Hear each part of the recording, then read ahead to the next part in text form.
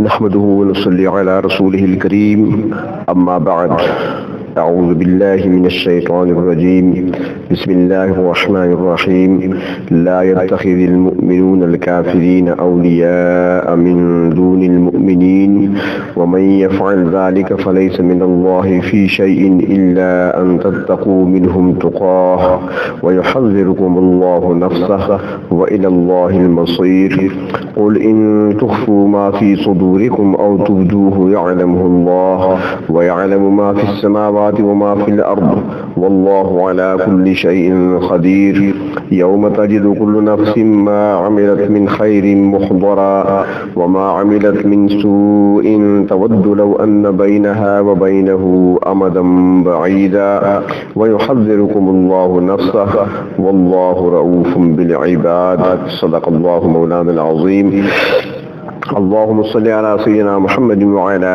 آل سيدنا محمد وبارك وسلم۔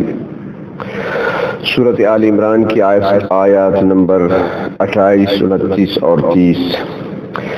اللہ رب العزت اہل ایمان سے خطاب فرما رہے ہیں، فرمایا لا يتخذ المؤمنون الکافرین اولیاء من دون المؤمنین، مومن لوگ مومنوں کے علاوہ کافروں کو اپنا دوست نہ بنائیں۔ قرآن حکیم کی متعدد آیات میں مسلمانوں کو کفار کے ساتھ دوستی لگانے سے منع کیا گیا ہے، لیکن اس کا یہ مطلب بھی نہیں کہ کفار کے ساتھ کسی قسم کا تعلق رکھنا جائز نہیں، بلکہ اس میں کچھ تفصیل ہے۔ علماء حضرات فرماتے ہیں کہ کفار کے ساتھ حسن سلوک کی 3 صورتیں ہیں، یعنی یوں سمجھ لیا جائے کہ دوستی کی 3 اقسام ہیں۔ پہلی قسم موالات، جس میں دلی تعلق، قلبی لگاؤ اور محبت پائی جائے، اور یہ اعلیٰ درجے کی دوستی ہوتی ہے۔ عربی زبان میں موالات کا لفظ ایسے قرب و محبت کو ظاہر کرتا ہے جو ایک انسان کو دوسرے کی ہر قسم کی امداد پر آمادہ کرتا ہے۔ ایسا تعلق صرف مسلمانوں کے ساتھ رکھا جا سکتا ہے، کفار کے ساتھ اس قسم کا قلبی اور قریبی تعلق رکھنا جائز نہیں۔ دوسری قسم مدارات ہے، جس میں قلبی اور دلی تعلق تو نہیں ہوتا، تاہم فریقین خوش اخلاقی سے پیش آتے ہیں۔ اس کے بارے میں فرماتے ہیں کہ یہ بھی 3 حالتوں میں درست ہے۔ ایک تو اپنے آپ کو اور مسلمانوں کی جماعت کو کفار کے شر اور ضرر سے بچانے کے لیے ہو۔ دوسرا یہ کہ خود کافر کی دینی مصلحت کی بنا پر، یعنی جبکہ اس کی ہدایت کی امید ہو۔ اور تیسرا، اگر کافر مسلمان کا مہمان ہو تو پھر اس کی آؤ بھگت کی جا سکتی ہے۔ مدارات یعنی کہ ظاہری خوش اخلاقی کا معاملہ، لیکن اس میں شرط یہ ہے کہ دل میں ان کے عقائد اور ان کے اعمال سے محبت نہ ہو۔ اور دوستی کی تیسری قسم وہ مواسات ہے، جس کی بنیاد ہمدردی اور غمخواری پر ہوتی ہے، یعنی ایسی دوستی کے حامل دوسرے کو نفع پہنچانا چاہتے ہیں اور کسی پر احسان کرنا پسند کرتے ہیں۔ تو اب جو پہلی قسم ہے یعنی موالات، وہ کسی بھی صورت میں کسی کافر سے روا نہیں، جائز نہیں۔ دلی لگاؤ کسی بھی کافر کے ساتھ نہیں ہو سکتا۔ اگر کوئی صاحب ایمان اس قسم کی دوستی کسی غیر مسلم سے کرے گا تو پھر وہ اپنے دین کے زوال کا باعث بنے گا۔ حدیث شریف میں موجود ہے کہ کوئی شخص جس کسی کے ساتھ دوستی روا رکھتا ہے وہ اسی کے دین کی طرف ڈھل جاتا ہے، لہذا سخت احتیاط کی ضرورت ہے۔ اور جہاں تک مدارات یعنی خوش اخلاقی کا تعلق ہے تو اس کی اجازت ہے، اور بعض اوقات یہ بھی ہوتا ہے کہ مدارات میں یعنی کافر کے فائدے کی پیش نظر اس سے خوش اخلاقی سے پیش آیا جائے، اور بعض اوقات یہ بھی ہوتا ہے کہ ایک مسلمان سمجھتا ہے کہ اگر کافر کے ساتھ حسن سلوک اور خوش اخلاقی کا مظاہرہ کیا جائے تو ہو سکتا ہے وہ ایمان لے آئے، تو یہ صورت مدارات کی جائز ہے۔ تفسیر معالم العرفان میں ہے کہ حضرت شاہ عبدالعزیز رحمۃ اللہ علیہ کے پاس ایک برہمن آ کر بیٹھا کرتا تھا.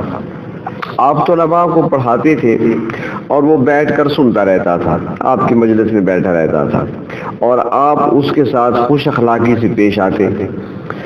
کبھی اس کو نہ وہاں سے اٹھایا نہ اٹھنے کا کہا. تو جب حضرت کا آخر وقت آیا، حضرت شاہ عبدالعزیز رحمۃ اللہ علیہ جب دنیا سے جانے لگے تو آپ نے حضرت شاہ اسحاق رحمۃ اللہ علیہ کو وصیت کی کہ اس برہمن کا خیال رکھنا، اس کو ڈانٹنا نہیں ہے اور نہ اس کو درس سے نکالنا ہے. وہ یہاں آ کر بیٹھتا ہے، سنتا رہتا ہے، تو لہٰذا اس کو کچھ نہیں کہنا. تو چنانچہ شاہ اسحاق رحمۃ اللہ علیہ نے آپ کی وصیت پر عمل کیا. تو اس مدارات کا اثر یہ ہوا کہ وہ برہمن اپنی موت سے 3 دن پہلے ایمان کی دولت سے مالا مال ہو گیا. اگر کفار نقصان پہنچانے کے درپے ہوں اور ان سے خطرہ ہو تو اپنے بچاؤ کی خاطر ان سے دوستی کا اظہار درست ہے، لیکن اس شرط کے ساتھ کہ اس مومن کا، اس مسلمان کا اپنا دل مطمئن رہے، اپنا ایمان اس کا مضبوط ہو. اللہ تعالیٰ نے سورۃ النحل میں فرمایا کہ کافر کے ضرر سے بچنے کے لیے کلمہ کفر بھی زبان پر لایا جا سکتا ہے. جناب نبی کریم صلی اللہ علیہ وسلم کے صحابی حضرت عمار رضی اللہ تعالی عنہ نے ایسا کیا تھا تو آپ نے فرمایا کوئی بات نہیں، دل تو ایمان سے بھرا ہوا ہے، دل تو ایمان سے معمور ہے. فرمایا اگر کفار زیادہ تنگ کریں تو زبان سے ایسا کلمہ کہہ دیا کرو، اور اگر کوئی شخص کفر کا کلمہ زبان پر لانے کی بجائے عزیمت اختیار کرے تو اس کا مقام پھر بہت بلند اور اونچا ہے. جیسے حضرت خبیب رضی اللہ تعالی عنہ کفار کی قید میں تھے اور انہوں نے پروگرام بنایا تھا آپ کو شہید کرنے کا. تو جب حضرت خبیب رضی اللہ تعالی عنہ کو لے آئے اور ان کو جب شہید کرنے کا وقت آ گیا تو کفار نے پوچھا تھا کہ کوئی تمنا ہو آخری تو بتا دو، کوئی خواہش ہو تو آپ کی پوری کر دی جائے. تو حضرت خبیب نے جواب میں فرمایا اگر خواہش پوری کرنی ہے تو مجھے اتنی مہلت دے دو تاکہ میں 1-2 رکعت نماز پڑھ لوں. چنانچہ حضرت خبیب نے 2 رکعت نماز ادا فرمائی. اس کے بعد جب ان کو باندھ دیا گیا اور ان کے سامنے تیر انداز کھڑے تھے اور تیر کمانوں پر چڑھا دیے گئے، اب تیر چلائے جانے تھے ان کے جسم پر، تو حضرت خبیب سے کہا گیا اے خبیب اب تو تیرے جی میں آتا ہوگا کہ اے کاش میری جگہ معاذ اللہ محمد صلی اللہ علیہ وسلم ہوتے. حضرت خبیب نے سنا، آنکھوں میں آنسو آ گئے، رونے لگے اور کہنے لگے ظالموں یہ کیا کہتے ہو، ہمارے ایمان کو تم جانتے نہیں، میرا وجود سینکڑوں مرتبہ ٹکڑے ٹکڑے ہو جائے یہ برداشت ہو سکتا ہے، میرے محبوب کے قدم مبارک میں کانٹا لگے مجھ سے برداشت نہیں ہوتا. یہ وہ عظیمت کا راستہ ہے. تو وہاں پر شہادت کو گلے سے لگا لیا لیکن کوئی جملہ ایسا زبان پہ نہیں آنے دیا کہ جو ان کے ایمان کے خلاف ہوتا. اور اسی طرح تاریخ میں آتا ہے کہ مسیلمہ کذاب نے 2 مسلمانوں کو پکڑ لیا. ایک سے پوچھا اتشہد ان محمد رسول اللہ، کیا تم گواہی دیتے ہو کہ حضرت محمد صلی اللہ علیہ وسلم اللہ کے رسول ہیں؟ اس شخص نے جواب دیا کہ ہاں. پھر اس نے کہا اتشہد انی رسول اللہ، کیا تم یہ بھی گواہی دیتے ہو کہ میں بھی اللہ کا رسول ہوں؟ تو اس نے کہا کہ ہاں. مسلمہ نے اس شخص کو چھوڑ دیا. پھر دوسرے آدمی کی طرف متوجہ ہوا اور پوچھا کہ کیا تم گواہی دیتے ہو کہ محمد صلی اللہ علیہ وسلم اللہ کے رسول ہیں؟ تو اس نے جواب دیا کہ ہاں میں گواہی دیتا ہوں محمد صلی اللہ علیہ وسلم اللہ کے رسول ہیں. پھر اس نے پوچھا کیا میرے متعلق بھی ایسی گواہی دیتے ہو، ایسی شہادت دیتے ہو؟ تو وہ شخص کہنے لگا میرے کان بہرے ہیں. میں تمہاری یہ بات نہیں سن سکتا۔ مسلمہ نے 3-4 دفعہ اپنا سوال دہرایا مگر ہر بار ایک ہی جواب پا کر اس کو شہید کر دیا۔ جب اس واقعہ کی اطلاع جناب نبی کریم صلی اللہ علیہ وسلم کے پاس پہنچی تو آپ نے ارشاد فرمایا کہ ایک شخص نے رخصت سے کام لیا اور جان بچانے کے لیے ایسا کام کیا جس کی اس کو اجازت تھی، اور دوسرے شخص نے عزیمت سے کام لیا تو اس کو اللہ نے بلند مقام عطا فرمایا۔ تو فرمایا لا يتخذ المؤمنون الكافرین اولیاء من دون المؤمنین، مومن لوگ مومنوں کے علاوہ کافروں کو اپنا دوست نہ بنائیں۔ ومن يفعل ذلك، اور جو کافروں سے دوستی کرے گا، فلیس من اللہ فی شیء، وہ اللہ کے سامنے کسی چیز میں نہیں ہے، یعنی اللہ کے نزدیک اس کا دین اور مذہب ہرگز قابل اعتبار نہیں ہے۔ ہاں ایک صورت میں روا ہے الا ان تتقوا منہم تقاہ، اگر تم کافروں سے بچاؤ اختیار کرنے پر مجبور ہو جاؤ تو ایسی صورت میں تم ظاہری طور پر ان سے دوستی کا اظہار کر سکتے ہو، کیونکہ اضطراری حالت میں تو مردار بھی کھایا جا سکتا ہے، ایسی حالت میں اجازت ہے۔ یعنی اضطراری حالت کا مطلب یہ کہ انسان بھوک میں مبتلا ہے اور کوئی حلال چیز میسر نہیں اور بھوک بھی اس حال تک پہنچ گئی کہ جان جانے کا خطرہ ہے، تو اس وقت مردار گوشت یا شراب وغیرہ جو کچھ میسر ہو اس قدر استعمال کر سکتا ہے جس سے جان بچ جائے۔ پیٹ بھرنے کی اجازت نہیں اور نہ مزے لینے کی اور لطف اندوز ہونے کی اجازت ہے، بلکہ صرف جان بچانے کی خاطر اور جان بچانے کی حد تک استعمال کیا جا سکتا ہے۔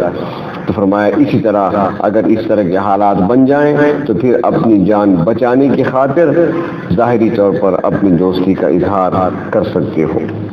تو فرمایا وَيُحَذِّرُكُمُ اللَّهُ نَفْسَهُ، اللہ تعالیٰ تم کو اپنی ذات سے ڈراتا ہے، کیونکہ جب انسان اگر کسی وقت مجبور ہو جاتا ہے تو وہ اللہ تعالیٰ خود ہی جانتے ہیں، کیونکہ اللہ رب العزت دلوں کے حال کو جانتے ہیں اور وہ جانتے ہیں کہ کوئی شخص واقعی مجبور ہو گیا تھا تو پھر وہ معذور سمجھا جائے گا، اور اگر محض بہانہ بنا رہا ہے تو پھر اللہ رب العزت اس کو بھی جانتے ہیں، اور پھر اس کے لیے اللہ تعالیٰ کی گرفت بھی بڑی سخت ہے۔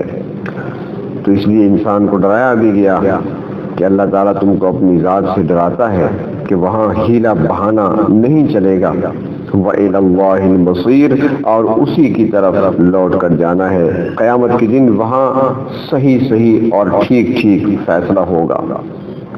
فرمایا قُلْ إِن تُخْفُوا مَا فِي صُدُورِكُمْ، آپ کہہ دیجئے اگر تم چھپاؤ گے جو کچھ تمہارے دلوں میں ہے، او تبدوہ، یا تم اس کو ظاہر کرو گے، یعلمہ اللہ، اللہ تعالیٰ اس کو جانتا ہے، ویعلم ما فی السماوات وما فی الارض، اور اللہ تعالیٰ اس کو بھی جانتا ہے جو کچھ آسمانوں میں ہے اور جو کچھ زمین میں ہے، واللہ علی کل شیء قدیر، اور اللہ تعالیٰ ہر چیز پر قدرت رکھتا ہے۔